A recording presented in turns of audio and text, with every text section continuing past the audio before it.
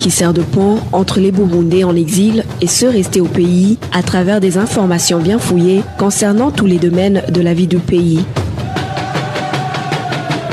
Le magazine Humura Burundi est diffusé sur le web via le site de la RPA www.rpa.bi. Humura Burundi. Bonsoir à toutes et à tous, bienvenue dans le journal du magazine Humura Burundi de ce samedi 3 août 2019, dont voici les principaux titres. Deuxième manifestation ce samedi des Burundais réfugiés en Australie contre la visite de la première dame du Burundi dans ce pays. Une manifestation qui a eu un impact positif selon ces Burundais. La commune Gashikanwa de la province Ngozi n'a pas d'administrateur depuis ce vendredi. Dans ce magazine, vous allez le suivre. Le quartier Ngengabusoro de la zone Kanyosha, commune Kanyosha, est dépourvu d'eau potable depuis près d'une semaine. Voilà pour le sommaire. Vous suivez ce magazine sur la page Facebook de la RPA. Au micro Nadejila Kodze, à la cabine de son, Emesteve Nyungeko et Inès Gakiza assurent la prise d'image.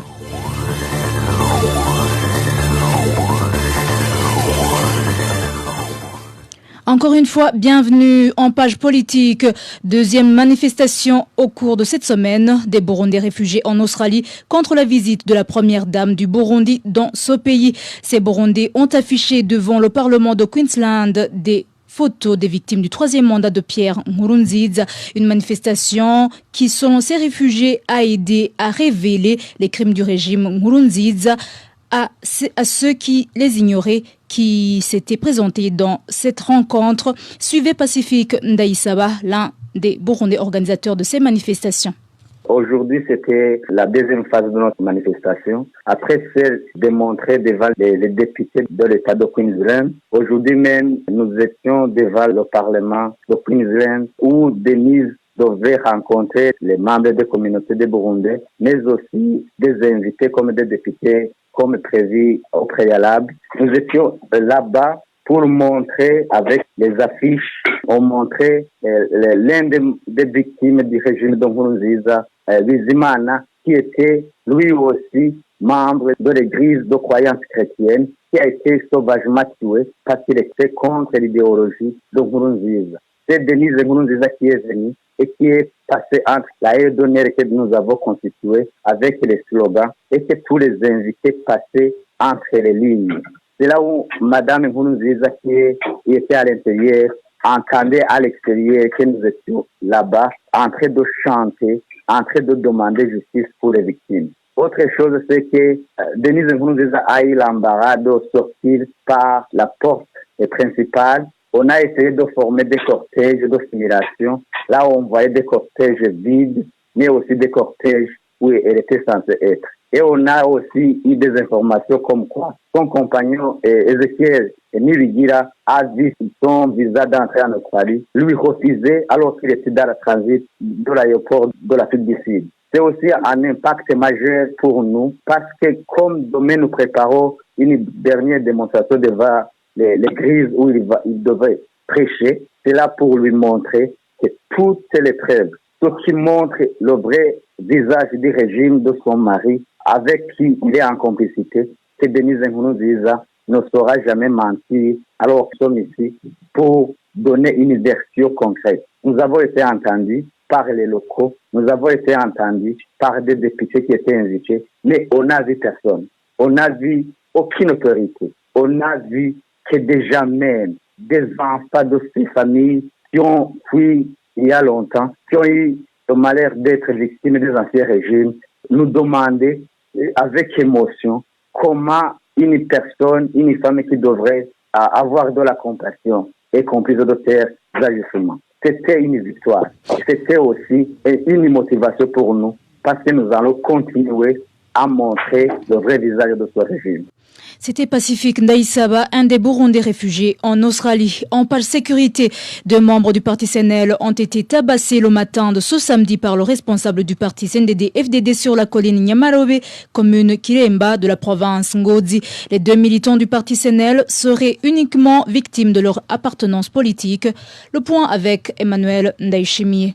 Constantin Ngeramihigo et son fils Eric Manirambona sont les deux personnes membres du parti CNL qui ont été tabassés ce samedi matin sur la colline Nyamarobe de la commune Kiremba. Selon les informations recueillies auprès des habitants de cette colline, il était 6 heures du matin quand le responsable du parti CNDD-FDD sur cette colline, connu sous le nom de Nkurunziza Jean-Marie, accompagné d'une dizaine d'Imbonerakure, s'est introduit au domicile de Constantin Ngeramihigo où ils l'ont sévèrement tabassé avec son fils Eric. En s'échappant, Ngeramihigo a pris la direction de l'Isabu Nyamarobe où il exerce ses fonctions. Les mêmes informations indiquent que ces Imbonerakure l'ont poursuivi jusqu'au lieu du travail. Étant trop menacé, Ngeramihigo a décidé de s'enfermer dans son bureau. Eric, son fils, n'a pas réussi de s'enfuir et a été sévèrement battu. Il a été touché sur son bras droit, sur la tête et au niveau des épaules. À part les coups qu'il a subis, la plupart de ces douleurs ont dit à la façon dont ils l'ont jeté par terre. Les membres du parti CNR de cette colline sont trop harcelés car on les empêche d'exercer leurs activités quotidiennes, notamment le commerce et la vente de leurs produits agricoles. Les représentants du parti CNDD-FDD de cette colline sont pointés du doigt comme étant les responsables des violences dont sont souvent victimes les membres du parti CNL de cette localité. Contacté à propos de ces accusations, Jean-Marie Nkurunziza, le chef coordinateur du parti CNDD-FDD, n'a pas nié avoir tabassé les deux personnes, mais il a ajouté que c'était à propos d'un conflit familial. Merci Emmanuel Ndaïchimiye. En politique toujours, et justement à propos de cette intolérance politique, la société civile burundaise se dit inquiète quant aux prochaines élections de 2020 pour le président du Force. Le climat politique ainsi que la détérioration de la situation des droits de l'homme au Burundi ne présagent rien de bon. Selon Vital Shimirimana, seul le dialogue inclusif pourra faire recouvrer la paix et la quiétude au pays. Suivez. Les autorités burundaises ne cessent de mobiliser la population pour les élections de 2020. Ils essayent également de convaincre la communauté internationale sur la nécessité de ces élections pour le renforcement de la démocratie au Burundi. Or, compte tenu de la situation qui prévaut au Burundi, ces élections sont impossibles. Tout d'abord, elles sont organisées par un régime qui a triché, qui s'est accaparé du pouvoir contre la Constitution et l'accord d'Arusha pour la paix et la réconciliation en 2015, créa une crise grave qui a poussé des centaines de milliers de Burundais en exil. Ensuite, jusqu'à présent, le climat d'insécurité, de persécution, de torture, de tuerie et de spoliation qui prévaut contre la plupart des populations burundaises n'est pas un contexte qui permet des élections. Le Burundi vit au rythme de la peur, au rythme de la terreur sémée par une milice, les Imbonerakure, qui torture, qui pille, qui pousse les gens en exil. Je dirais que le Burundi manque de tous les éléments qui concourent pour l'organisation des élections crédibles, paisibles, démocratiques. Il est donc urgent de reprendre le dialogue inter-burundais pour définir les conditions de création d'un climat apaisé, du retour à la paix et à la sécurité. Humura Burundi. En page gouvernance, la commune Gashikanwa de la province Ngodi n'a pas d'administrateur depuis ce vendredi. Jeanne-Françoise Ndaïra-Guidje, qui dirigeait la commune, vient de rendre le tablier dans une correspondance envoyée au président de la République le 23 juillet. Madame Ndaïra-Guidje lui a annoncé sa démission pour des raisons de santé, mais des informations provenant de la province Ngodi indiquent que cette démission aurait été exigée par son parti politique, le CNDD-FDD. Jeanne-Françoise Ndaïra-Guidje était administrateur de la commune Gashikanwa depuis 2005.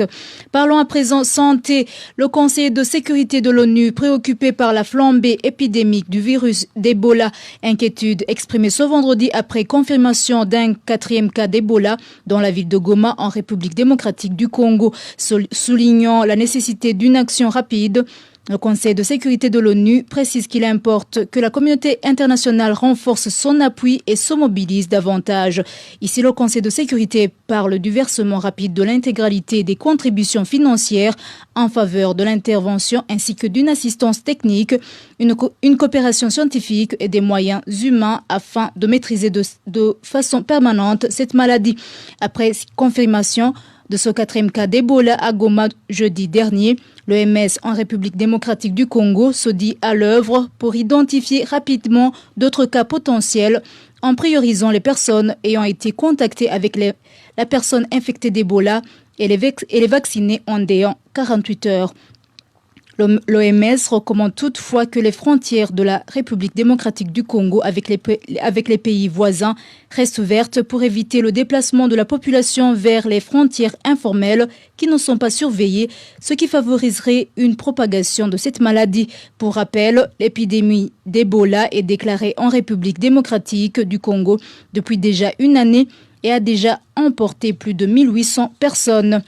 En page société, une drogue dénommée Busta ou Mugo est une menace pour la jeunesse burundaise. Vendue un peu partout dans le pays et dans les prisons, cette drogue fait des victimes et ses consommateurs dépendants commettent différents délits. Certains jeunes qui en consomment demandent au gouvernement de mettre en place un centre de désintoxication et de réinsertion socio-professionnelle des consommateurs de cette drogue. Les détails avec Balthazar Miburo.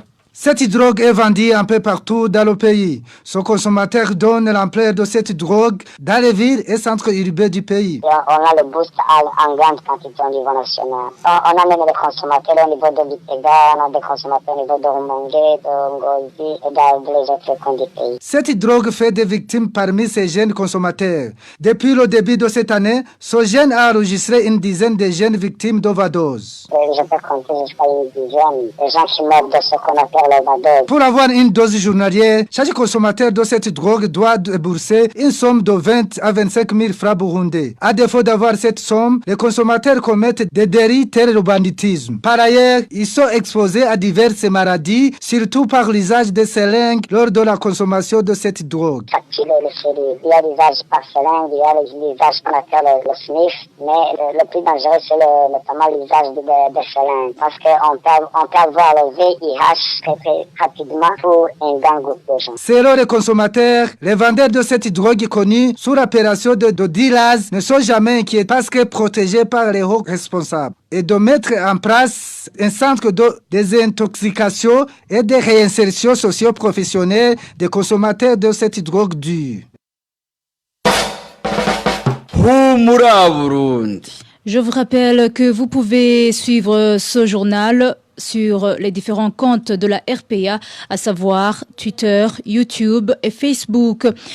Le quartier Ngengabusoro de la zone Kanyosha, commune Kanyosha, est dépourvu d'eau potable depuis près d'une semaine. Inquiets, les habitants de cette localité craignent d'attraper des maladies des mains sales suite à cette pénurie d'eau. Les détails avec Marie-Ange Ilakodze.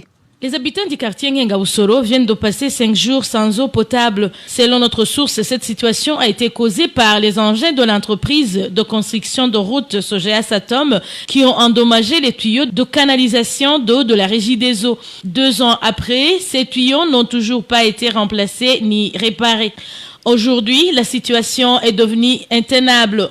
Pour s'approvisionner en eau potable, les habitants de cette localité sont contraints de payer une somme jugée exorbitante, c'est-à-dire 500 francs par bidon de 20 litres. Mais suite à la précarité économique qui caractérise bon nombre de ménages, certains font recours à l'eau de la rivière Kizingwe. Une autre est sale car beuse en période de pluie et pleine d'insalubrité car les gens s'en servent pour faire la lessive ou rincer leur moto ou vélo. Raison pour laquelle les habitants du quartier Ngengabusoro demandent au gouvernement et à la Régie des eaux de tout faire pour réparer ces tuyaux pour leur éviter des maladies des mains sales dont le choléra. La rédaction de la RPA a essayé de joindre Fabrice Nyonguru, chargé du département eau au sein de la Régie des eaux, sans succès. Merci Marie-Ange Irakodze, dernier dossier de ce magazine. Les commerçants du marché de Moussaga s'inquiètent pour leur santé. Pour cause, ce marché n'a jamais eu d'eau courante depuis sa construction, ce qui fait que l'hygiène des latrines laisse à désirer. Une situation qui s'est empirée ces 2 derniers mois. De ces commerçants craignent d'attraper des maladies des mains sales. C'est un reportage signé Hervé Niouhire. Le marché de Musaga n'a pas d'eau depuis plus que 2 mois. Des odeurs nauséabondes se dégagent depuis les toilettes publiques et les dépotoirs, comme le témoigne ce commerçant. Depuis presque 2 mois, il y a un problème de toilettes publiques ici au marché de Musaga. Sur place, il y a des mauvaises odeurs suite au manque d'eau. Des immondices se sont entassés à côté de points de vente. Des véhicules pour évacuer ces immondices ne viennent plus par manque de régler leurs factures.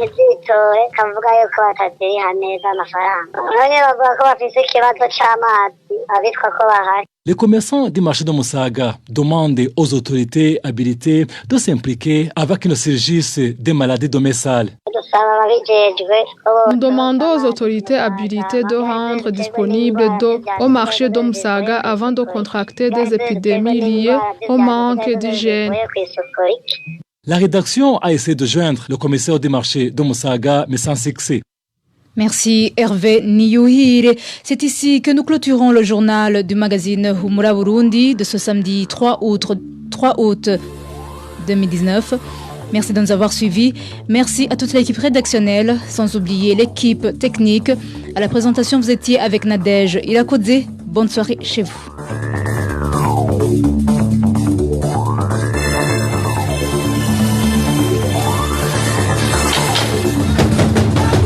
C'était le magazine Humura Burundi. Un magazine comprend pour relier les Burundais en exil et ceux toujours au pays à travers une information de qualité.